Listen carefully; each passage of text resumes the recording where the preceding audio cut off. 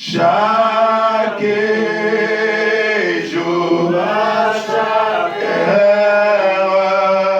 Oh, est-ce que vous avez besoin de sa présence ce matin?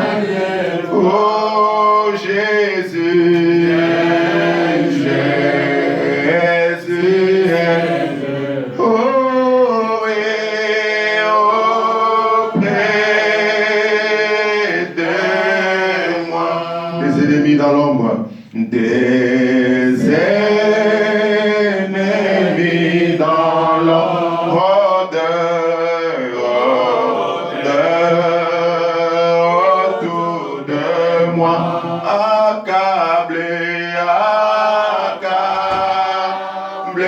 par le nombre, que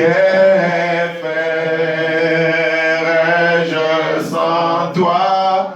Oh, chaque jour, à chaque heure, oh, j'ai besoin de toi, mon Jésus.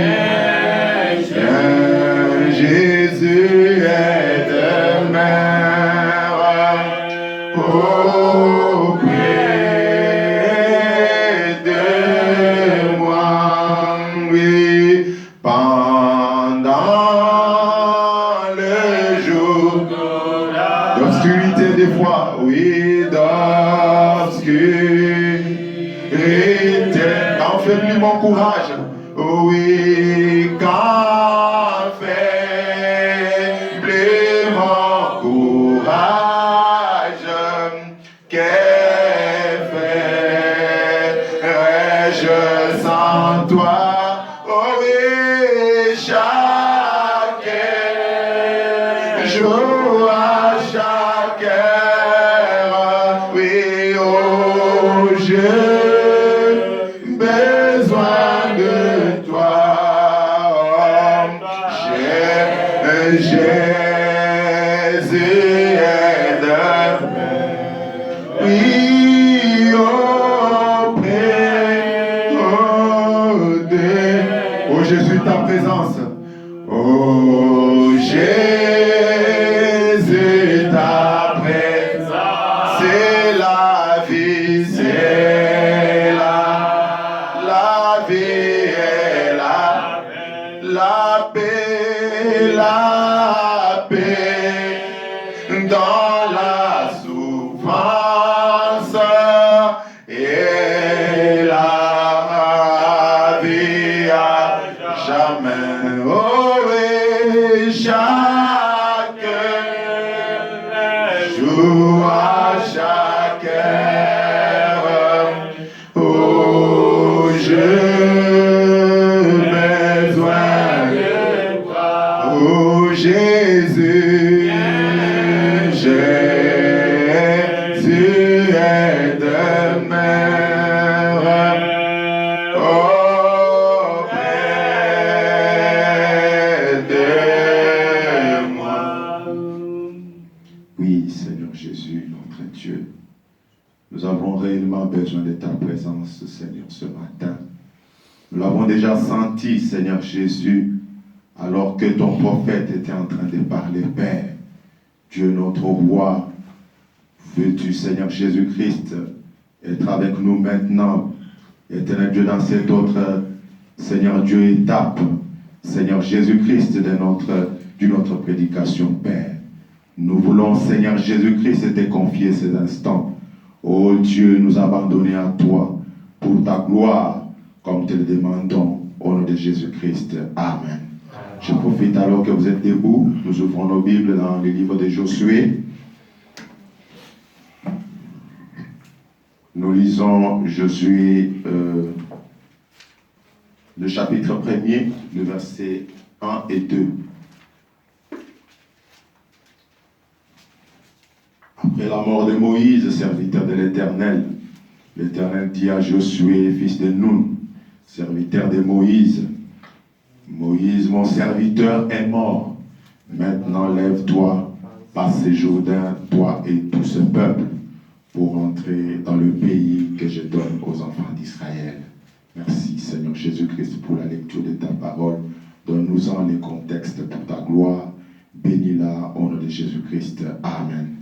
Merci, vous pouvez vous asseoir. Ce matin, nous avions commencé le dimanche passé à parler de Moïse, Josué et Caleb. Ce matin, nous voulons un peu continuer encore à faire un tout petit bruit. Mais avant que j'aborde mon sujet, il y a un petit quelque chose là que je vais prendre dans la rédemption dans sa totalité dans la joie, prêché le 30 mars 57, paragraphe 31. Un homme est venu à moi, il a dit, dis donc, il a dit, comment pouvez-vous prêcher avec tous ces gens qui disent Amen? J'ai dit, c'est ça qui me fait prêcher. Amen. Amen.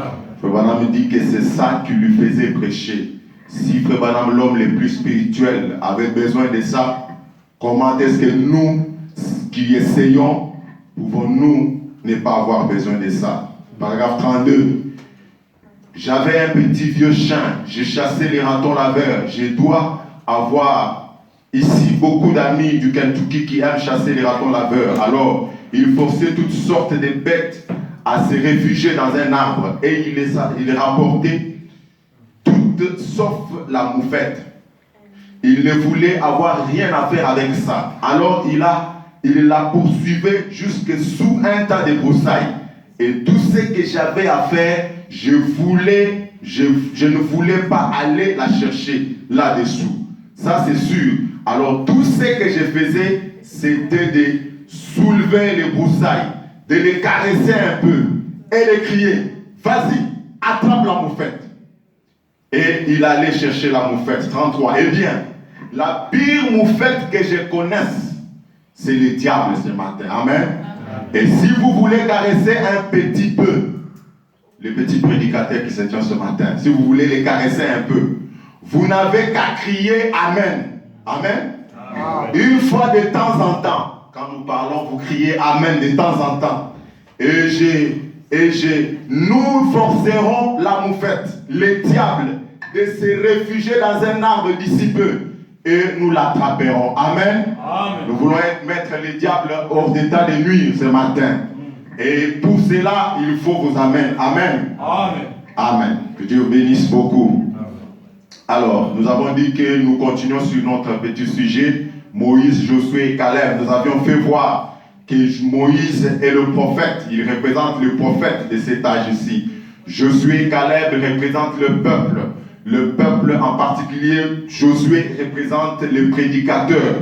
Ou aussi, Josué est le type du Saint-Esprit. Vous pouvez lire dans le message, Frère Branham dit que Josué était le type de Jésus parce que même son nom avait la même signification que Jésus. Vous le savez, n'est-ce pas? Amen. Caleb, c'est aussi, il vous représente, il représente aussi tout croyant qui demeure fidèle au message du messager William Branham. Amen. Amen. Nous parlons aujourd'hui un peu de Josué lui-même. Et Josué, c'est le prédicateur comme nous avons dit. Et le mercredi, comme nous avions donné le programme, ce mercredi à 15h30, nous parlerons aussi de Caleb. Caleb, c'est toi qui écoutes.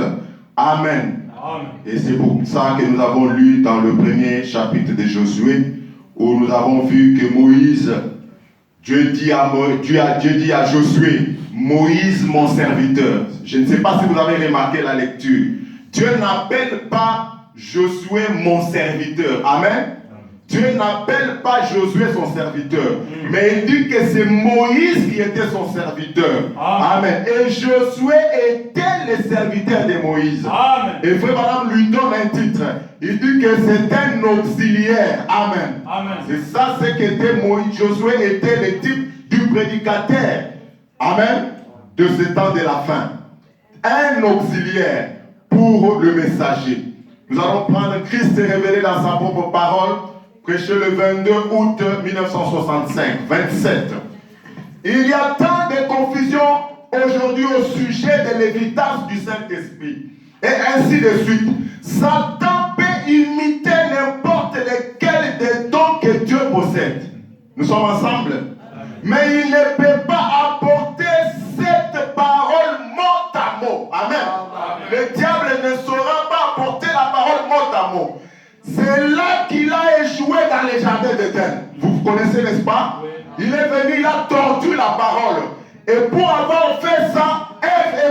les péchés. Amen. Amen. Frère Branham dit, c'est là qu'il a échoué dans les jardins d'Éden. C'est là qu'il a toujours échoué. C'est là. Amen. Frère Branham dit que dans la bande sur le faux oin, les oins, ils peuvent être oins de l'esprit, parler en langue. Ça, c'est les faux prédicateurs. Ceux qui ne répètent pas mot à mot le message. Ceux qui ne sont pas fidèles au prophète. Frère Branham dit que ce sont des faux oins. Ils peuvent parler en langue. Ils peuvent danser, crier, prêcher même l'évangile. Malgré tout, un démon, c'est l'intérieur qui compte. Rappelez-vous, Jésus a dit, tout ce que le Père m'a donné viendra à moi. Nul ne peut venir si mon Père ne l'attire premièrement. Amen. Amen. 41. Remarquez, nous revenons donc au fait qu'il nous faut avoir quelque chose à quoi nous accrocher. Amen. Amen. Nous revenons au fait d'avoir quelque chose à quoi nous accrocher. Il doit y en avoir quelque chose qui est un point d'attache. Autrement dit, c'est un point de référence finale. Amen. Amen. Nous avons vu que Josué et Caleb avaient pour point de référence finale Moïse. Amen. Amen. C'était lui le prophète qui a été commissionné par Dieu. Ils avaient du respect pour lui. Ils l'écoutaient, ils le soutenaient. Moïse avait toujours raison dans quelque chose, dans quoi que ce soit qu'il faisait. Frère Branham dit, et chacun doit avoir un point de référence final. Amen. Amen. Un absolu. Frère Branham dit, j'ai prêché cela là-dessus, il y a quelques années, sur un absolu. Un endroit où se trouvent les derniers mots. Un endroit où se trouvent les derniers mots. C'est comme l'arbitre. L'endroit où se trouvent les derniers mots, c'est Frère Branham. Amen. Amen. Quand nous avons nos disputes, quand Frère Branham parle, on se tait. Amen. Amen. On ne discute pas avec Frère Branham. C'est comme l'arbitre dans un jeu de ballon. S'il dit que c'est une prise, il dit penalty, il dit coup franc. C'est exactement ce que c'est. Peu importe comment vous l'avez vu, l'arbitre dit que c'est une prise, c'est un penalty, c'est un coup franc. Frère Branham dit, vous n'allez pas discuter avec l'arbitre. Même si vous êtes le président de la République. Le président de la République assis là, en train de suivre le ballon, et puis quelqu'un marque avec la main. Le président dit, par l'autorité de mon pouvoir, l'arbitre, tout ça, ça ne marchera pas. C'est lui qui a le droit d'arrêter le jeu, c'est l'arbitre. C'est lui qui a les derniers mots. Amen. Amen. 42. Vous dites, ce n'était pas une prise. Vous allez discuter. Vous dites, non, ce n'est pas ça, arbitre. Il est allé, j'ai vu, peu importe ce qui est. Une fois qu'il a dit prise, penalty, ou coup franc, ou quoi que ce soit, c'est réglé. Peu importe, c'est tout. Il est le point de référence final. Amen. On ne discute pas avec Frère Branham. On ne discute pas avec la parole. On ne discute pas avec le message. On ne discute pas avec Moïse. Amen. Parce que quand vous vous mettez à discuter avec Moïse, vous êtes en train de courir un danger de mort. Amen. Amen. Continuons encore un peu. Dieu est dévoilé. Péché le 14 juin 64. Paragraphe 300. Pour que nous puissions comprendre les tableaux. La colonne de feu qui apparaît visiblement au milieu de nous, identifiant le message comme vrai. Amen. Tout comme il avait fait sur le mont Sinaï. Souvenez-vous, avant que le message véritable soit apporté, Moïse avait prêché, il les avait conduits vers l'Égypte.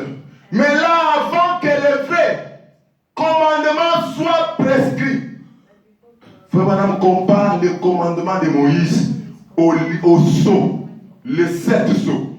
Il dit que c'est ça le message aujourd'hui. Et le message, le sceau du temps de Moïse, c'était les 10 commandements. Amen. Moïse a prêché, il a amené le peuple hors de l'Égypte jusqu'à ce qu'il arrive à prendre son message, qui était la loi des 10 commandements. Amen. Amen. Dieu est descendu devant les gens. Il a prouvé que Moïse avait été envoyé par lui. Pas vrai? frère Branham qui vous demande. Dans une colonne de feu. C'était pas la colonne de feu. Vous voyez comment est-ce que c'est. Il y a similitude entre frère Branham et Moïse. Que Moïse avait dû avoir vu. Dans une colonne de feu que Moïse avait dû avoir vu. Dans un buisson. Et qui lui avait parlé. Amen. 301. Oh, en ces derniers jours, de voir cette même colonne de feu, Alléluia. La même qui était avec Moïse, Alléluia. Voir cela, cette même colonne de feu, en plein là, au milieu de nous, qui prononce la même parole. Amen. Amen. Vous comprenez que c'est la même colonne de feu qui prononce la même parole aujourd'hui. Non seulement prononcer ça, mais qui l'interprète. Vous comprenez, bien aimé? Qui interprète en la manifestant et en prouvant quelle est la vérité. Donc il n'y a aucun moyen pour les gens de ne pas croire. La même colonne de feu qui a marché avec Moïse, qui a confirmé Moïse, qui a donné le message à Moïse, qui était la loi. La même colonne de feu est ici pour nous apporter le message, pour nous interpréter le message. Il faut me dire que c'est confirmé. Il n'y a pas moyen que quelqu'un refuse de croire. Écoutez, si quelqu'un refuse de croire, qu'est-ce qui arrive? Écoutez ce qu'il faut me dire. À moins que ça soit volontaire, qu'il veuille le faire. Et dans ce cas, pour celui qui pêche volontairement, après avoir reçu la connaissance de la vérité, il ne reste plus de sacrifice pour le péché. Amen. C'est ça le péché involontaire. Le péché volontaire plutôt. Le péché volontaire. Quelqu'un qui voit la vérité. Au lieu d'accepter la vérité, il reste dans son incrédulité. Il ne veut pas croire et avancer avec le message. Cette personne-là est dans une position dangereuse. 302. La même brochure. Remarquez. La même colonne de feu qui avait été envoyée à Moïse. Amen. Et à Paul, lesquels ont écrit la Bible. Qui a écrit la Bible? Qui a écrit la Bible? Il dit Moïse et Paul, auxquels la colonne de feu avait été envoyée, ont écrit la Bible et maintenant envoyée pour la révéler. Amen. Vous comprenez? Frère Branham, dans son enseignement, il montre que Moïse avait été envoyé. La colonne de feu plutôt a été envoyée à Moïse. Et c'est avec la présence de cette colonne de feu que Moïse a écrit les 5 premiers livres de la Bible. Amen. Amen. Il a écrit, vous connaissez, il a écrit Genèse, Exode, Lévitique, Nombre et les autres. Et l'autre, pour faire 5. Et les autres, frères, madame, nous allons voir. Et il dit que dans le Nouveau Testament, la même colonne de feu a rencontré Paul, alors qu'il était encore seul, pour l'inspirer à écrire le Nouveau Testament. Celui qui a écrit le Nouveau Testament, bien sûr qu'il y a Matthieu, les 5 évangiles, et les 4 évangiles, excusez-moi, eux qui n'ont fait que raconter l'histoire de la vie de Jésus-Christ, mais la révélation, le pilier de la nouvelle, du Nouveau Testament, merci. Le pilier du Nouveau Testament, c'est la révélation qu'a reçue Paul. Amen. Et le pilier de l'Ancien Testament, c'est la révélation qu'a apporté Moïse. Amen. Je crois que vous avez dit que ce sont les deux à qui la colonne de feu avait été envoyée pour que la Bible soit écrite. Amen. Amen. Elle ne s'arrête pas là, parce que Dieu est parfait en toi. Amen. Amen. Cette fois-ci, ce n'est plus pour écrire la Bible. Amen. Amen. Dieu l'envoie pour interpréter toute la Bible. Alléluia. Amen. La grâce de Dieu. Dieu est durable, qui a accompli les promesses de Matthieu 28. Écoutez comment on va énumérer les promesses. Voici, je suis avec vous toujours. Amen. Qui accomplit chaque 14 et 12. Amen. Vous ferez aussi les œuvres que j'ai faites. Qui accomplit Luc 17 et 30.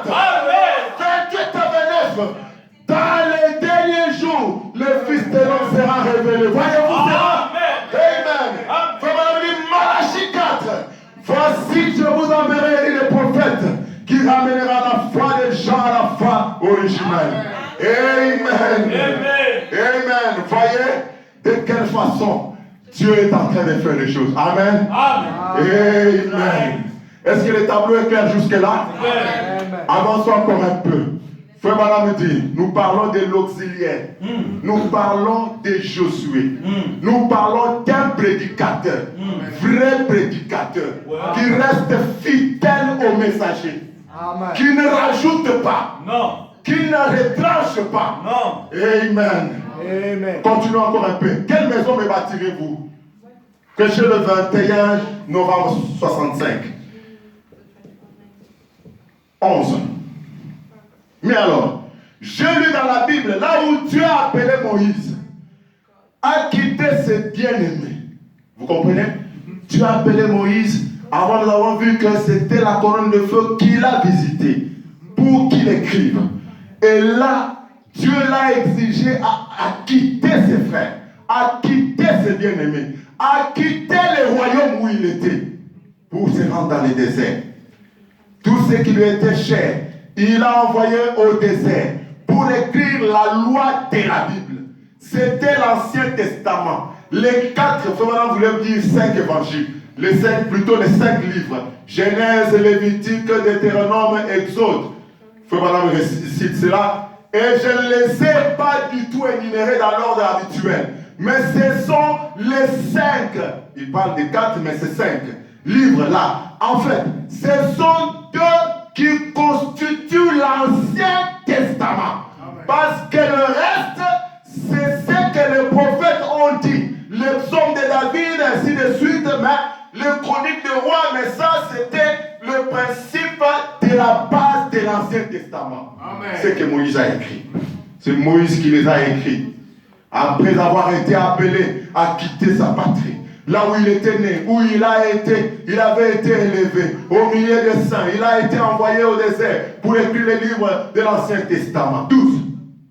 Et puis j'ai vu, là, dans les livres du Nouveau Testament, que Paul, qui est l'auteur, il faut qu'on utilise le terme auteur pour Paul. Mais c'est pas ce que Fabana voulait dire. Parce que l'auteur, c'est quelqu'un d'autre. Nous allons continuer, vous allez comprendre. Non, Fabana corrige ça, il dit, non pas l'auteur, mais l'écrivain. C'est pourquoi le bien-aimé a dit, ils ont écrit. Amen. Amen. Ils ont écrit. Josué et Moïse, plutôt Moïse et Paul ont écrit la Bible, n'est-ce pas? Mais l'auteur, c'est quelqu'un d'autre. Nous allons le voir. Du Nouveau Testament. Lui aussi, il a été poussé par un de Paul. Par l'Esprit. Voyez? Il a été poussé par l'Esprit. L'Esprit, c'est la colonne de feu. Amen. Amen. A quitté le sien à partir en Arabie, où il a passé 3 ans et demi, afin de trouver l'inspiration. Et Paul est l'écrivain principal du Nouveau Testament. Amen. Amen. Bon, il y a Matthieu, Marc, Luc, Jean, mais eux, c'était des scribes. Ils ont simplement écrit ce que Jésus avait dit pendant qu'ils le suivaient. Mais prenons par exemple les livres adressés à Timothée, aux Romains, aux Hébreux, ainsi de suite. C'est Paul qui a reçu l'inspiration pour écrire le Nouveau Testament. Il s'est servi de tout l'Ancien Testament. Vous comprenez ça? Le prophète pour Paul, sur lequel il s'est inspiré, c'était tout l'Ancien Testament. Il prenait l'Ancien Testament et avec ça, Dieu lui a donné la révélation pour pouvoir écrire le Nouveau Testament. C'est clair? Amen. Amen. Dieu a honoré et faut même dire, il s'est servi de tout l'Ancien Testament comme une ombre. Et il a mis tout ça en ordre. Et Dieu a honoré ça. Et il en a fait le Nouveau Testament. Amen. Amen. Paragraphe 13. Et alors, si l'Ancien Testament a dû être poussé à quitter, si l'écrivain a dû être poussé à quitter le sien pour aller au désert afin de recevoir l'inspiration pour écrire l'Ancien Testament, et dans le Nouveau Testament, l'écrivain était aussi poussé par l'auteur et allait dans le lieu désertique afin de recevoir l'inspiration pour écrire le Nouveau Testament. Et ce livre étant scellé de cette sceau. Amen. Je crois que la même chose serait exigée de nos jours. Amen. Pour ouvrir ces sceaux, de quitter ce qui est cher. Amen. Et ce que vous chérissez. Une petite maison, comme on dit, la maison, il a abandonné tout pour aller là-bas, loin. Dans un lieu où, il lui était défavorable en tout.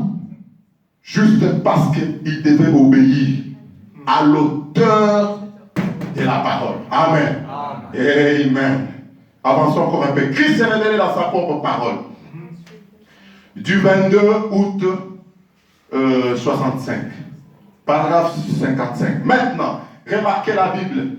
Certains disent, nous avons tous compris qu'il y a 2 hommes qui ont posé les bases de la Bible. C'est Moïse dans l'Ancien Testament et Paul dans le Nouveau Testament. Les deux ont été inspirés par un seul auteur. N'est-ce pas? Oui. Nous avons tous compris ça.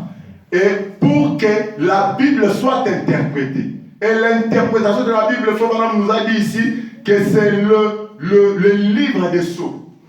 Amen. Amen. Il dit qu'il a fallu aussi le même auteur. C'est pour dire que le message n'est pas différent de la Bible. C'est la Bible elle-même. Amen. Et nous continuons. Là, il faut maintenant dire, remarquez la Bible. Certains disent, eh bien, elle a fait ceci, elle a fait cela. Mais laissez-moi vous dire quelque chose. Allons donc examiner l'histoire de la Bible pendant 1 minute pour voir d'où elle est venue, cette Bible. D'où est-ce qu'elle est venue?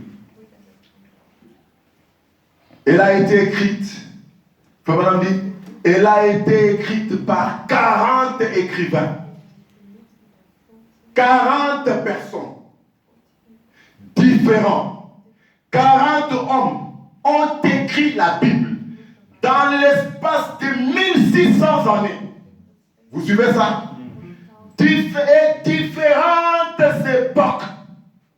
Est-ce que vous comprenez un peu? Oui. Différentes époques. Il y a quelques 18 ans, moi je m'étais marié. Vous connaissez quelle taille de costume j'avais porté? J'avais porté 56. Et j'étais plus maigre que ça. Donc s'il fallait être aujourd'hui, il fallait que je porte 48 à cette époque-là. Mais ne fût-ce que 18 ans. Voyez comment les époques changent. Les choses changent. Mais Dieu peut accomplir un miracle pour pouvoir écrire cette Bible pendant 1600 années. Avec 40 personnes. Frère Madame dit, dans des époques différentes. Ces gens ne se connaissaient pas. Amen. Vous voyez quelque chose? Le principe, c'est qu'il y a un seul auteur. Amen. Amen. Elle a été écrite par 40 écrivains différents. 40 hommes ont écrit la Bible. Dans l'espace de 1600 années et différentes époques, prédisant les événements les plus importants de l'histoire du monde. Et cela très souvent, des centaines d'années avant qu'il ne se produise, il n'y a pas une seule erreur.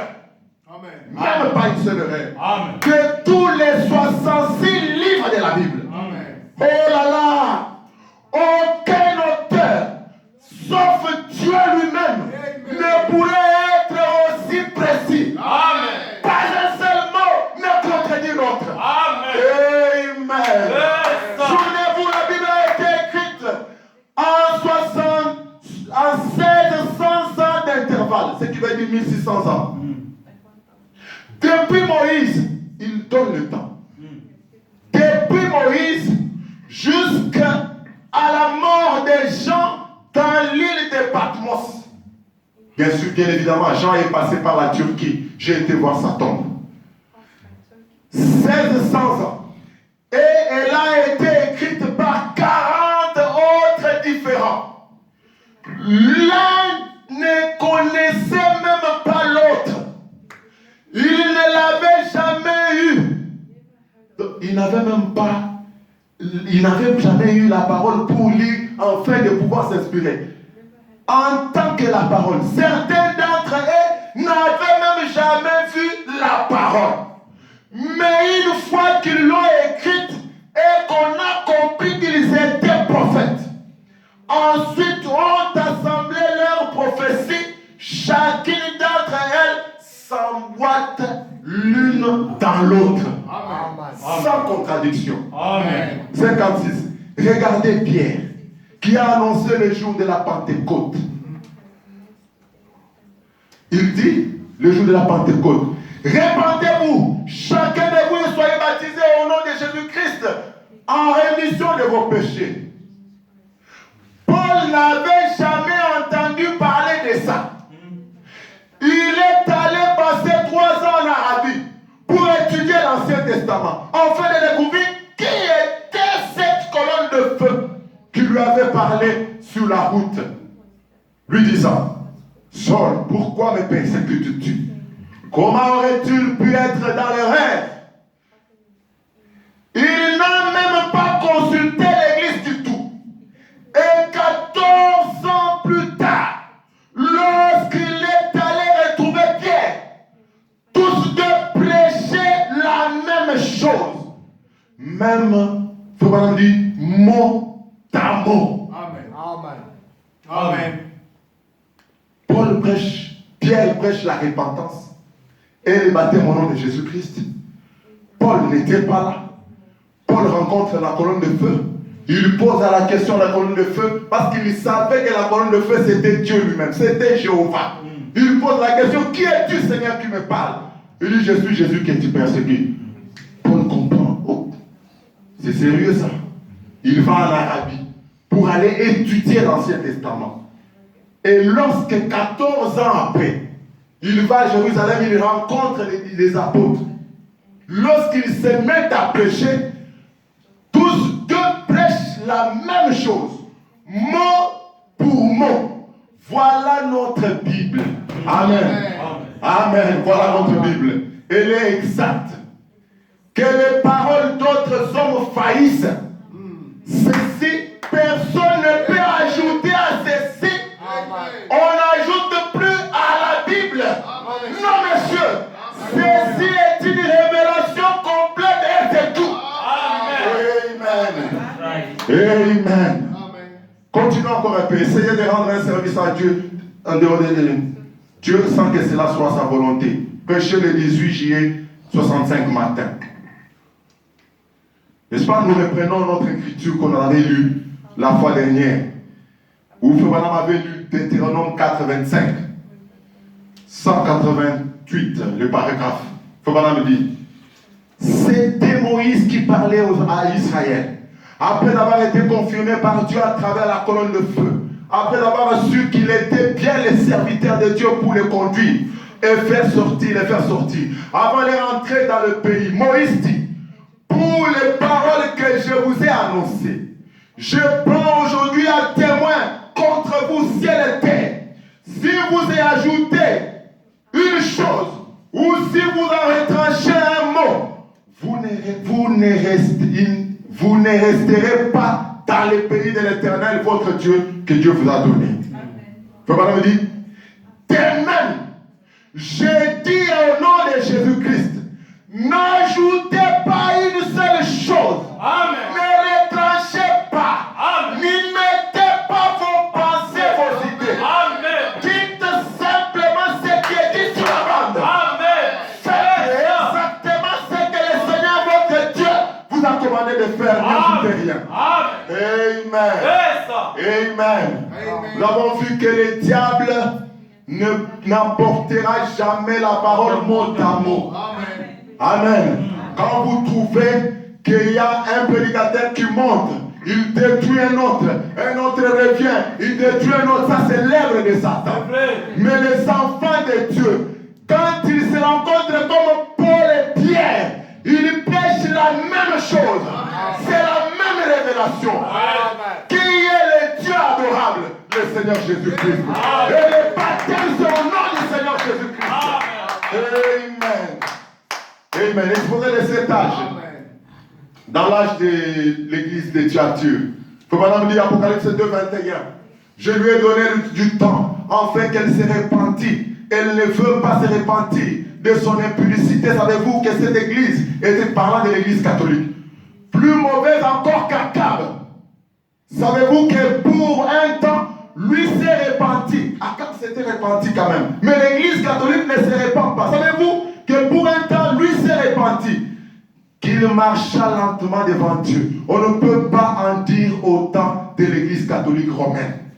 Non, messieurs, non seulement elle ne s'est jamais repentie, mais elle s'est au contraire acharnée à détruire tous ceux qui ont voulu l'aider à se repentir. C'est l'historique.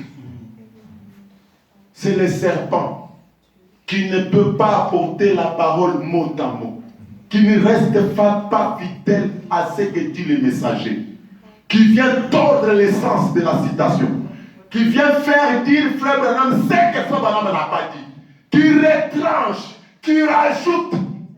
Ça c'est le diable. Ça c'est l'œuvre de l'Antichrist. Mais écoutez un auxiliaire véritable. Oh, Dieu a suscité non seulement des messagers pour chaque âge, mais il a également suscité des merveilleux auxiliaires pour ces messagers. Il a donné à chaque âge des merveilleux hommes de Dieu qui ont fait tout leur possible pour amener l'église à Dieu. Amen. Ce sont là les véritables Josué. Et Josué qui répète la bande, qui répète Frère Branham, qui font entendre la bande. Faire entendre la bande, ce n'est pas seulement ce que nous avons fait ici. Parce que Frère Branham dit que les Josué, lorsqu'ils sont allés au Caleb, quand ils sont allés à Jéricho, ils ont joué la bande arabe. Amen. Est-ce qu'il y avait-il des enregistrés à cette époque-là? Non. Ils ont juste répété le message de Moïse. Et quel était le message de Moïse pour la sortie de l'Égypte, pour la sécurité? Amen. C'était d'appliquer les signes. Amen. Ils ont dit à la Samaritaine, tu vas mettre un pic à moi aussi. C'était ça la protection. Alléluia. Amen. Amen. C'est ça, faire écouter la bande. Les signes. Prêché le 1er septembre 318. Ces messagers sont revenus et ont dit, j'ai obéi à tes ordres. C'est ce que nous disons à Frère Branham ce matin. Nous avons obéi à tes ordres. Nous avons trouvé une femme là-bas. Quand nous avons joué les bandes, ça c'est Frère Branham qui dit. Oui. Nous avons trouvé une femme qui a cru. Et nous lui avons dit que tous ceux qui viendraient se placer sous les signes rouges là-bas, sous ces signes bien, cela signifierait j'ai prêché cela. Amen. Veux-tu honorer cela, Josué? C'est pour cela que je vous ai envoyé. Ça, c'est Josué qui répond. C'est pour cela que je vous ai envoyé. Et si Frère Branham devait nous dire, le prédicateur d'aujourd'hui, il dit c'est exactement ce que je vous ai envoyé faire. De ne répéter, de ne dire que ce que dit la bande. N'y ajoutez pas votre pensée. Amen. Amen. Et nous allons voir l'exemple d'un auxiliaire, d'un Josué qui a vécu en même temps que Frère Branham. Je vais parler de Frère Peregrine.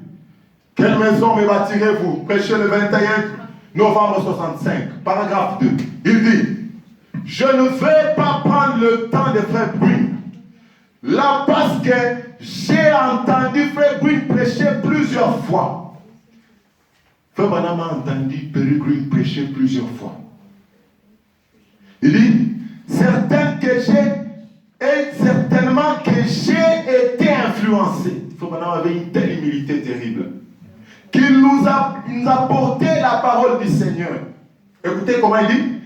Il parle de Frère Peregrine. Il dit, il est très humble à ce sujet. Hier, il disait, il répond les paroles de Peregrine.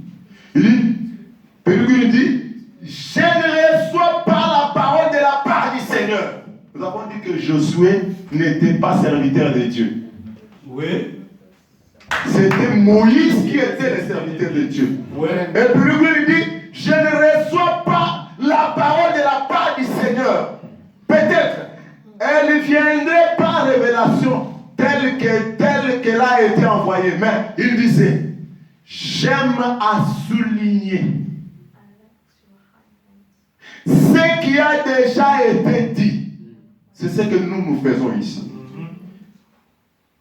Par exemple, quand Paul a écrit quelque chose dans la Bible, je viens ici souligner ce qu'il a dit. Il disait, je n'ai pas de message à moi. Madame, ce n'est pas seulement Pérubri. Même nous autres, nous n'avons pas notre message à nous. N'est-ce pas, pasteur? N'est-ce pas, révérend? Nous n'avons pas de message. Le révérend avait dit ici que le message a déjà été prêché. Il est là, c'est une nourriture qui est emmagasinée. Et nous n'avons qu'à apprendre et à servir au peuple de Dieu. Nous nous attendons à Dieu pour le faire. Nous prions Dieu. Toute la semaine, j'ai cherché ce que je pouvais apporter. J'ai cherché. Dieu me renvoie dans ce que j'avais déjà commencé. Donc c'est comme ça. Et je ne fais que souligner. Je ne fais qu'insister sur ce qui a déjà été prêché. J'ai trouvé que c'est vraiment remarquable de la part d'un jeune homme comme lui de l'entendre faire une telle remarque. Vous comprenez? Le bonhomme a approuvé ça. Maintenant, ayons juste un mot de prière ensemble. Ça, c'est que le bonhomme termine le paragraphe.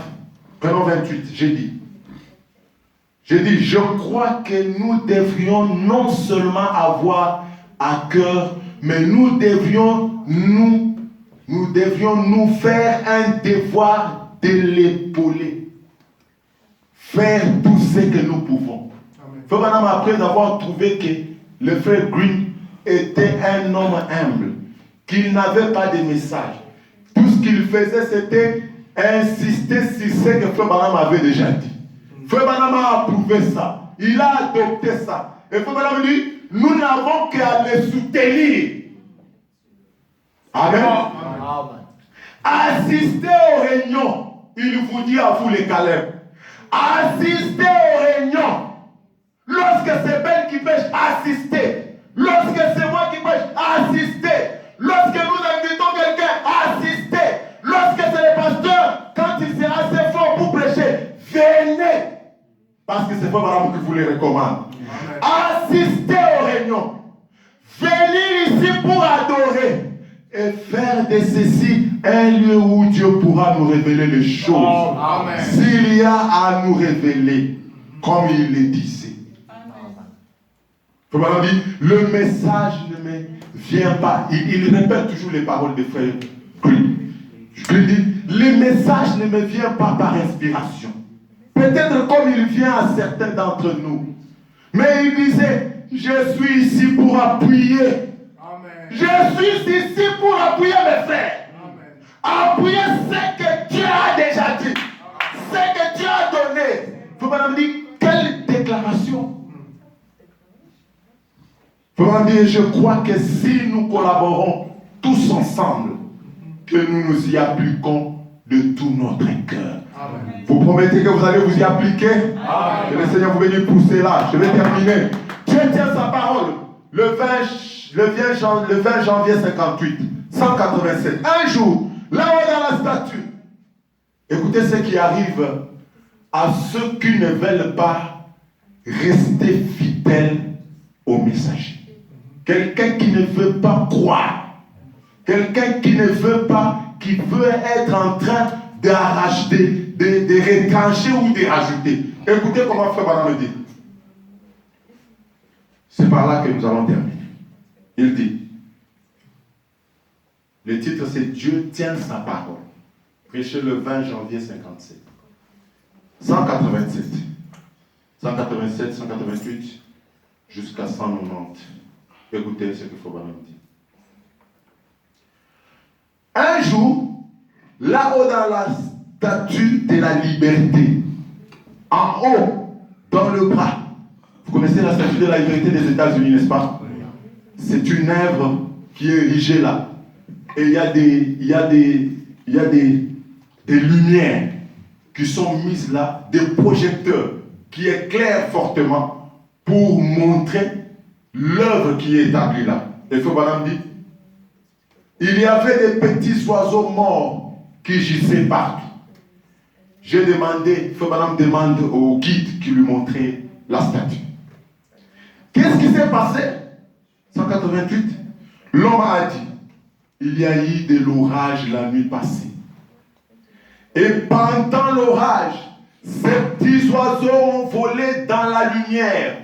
Au lieu de se servir de la lumière pour se mettre à l'abri, ils ont essayé d'éteindre la lumière. En la frappant avec leurs petites ailes, ils se sont fracassés les cervelles. Ils se sont fracassés la cervelle. Vous comprenez ça? Vous avez suivi? 189. Frère Branham me dit, ne cherchez pas à vous creuser